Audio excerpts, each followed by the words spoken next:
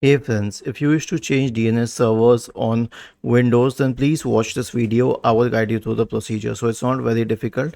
Here's what you have to do.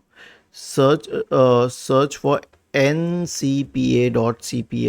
Okay, this is basically a run command, and when you click on this, it will open the network connections window. Right click on the active network connection and then select properties. Okay, double click on Internet Protocol version 4. So this is where you find the option for DNS. What the first one says obtain DNS server automatically, and the second one is the manual one. So here's what you have to do. 8.8.8.8 is the preferred DNS server address, and the alternate one I will put it as 8.8.4.4. Now you can use any DNS server address. I'm just giving an example.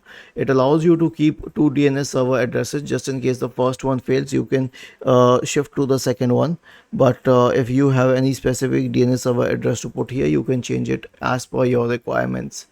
Then click on OK to save the settings and click on OK once again and then close this.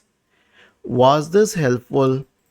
If yes, then please subscribe to the channel.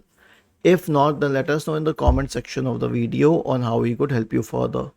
Thank you for watching this video and have a nice day.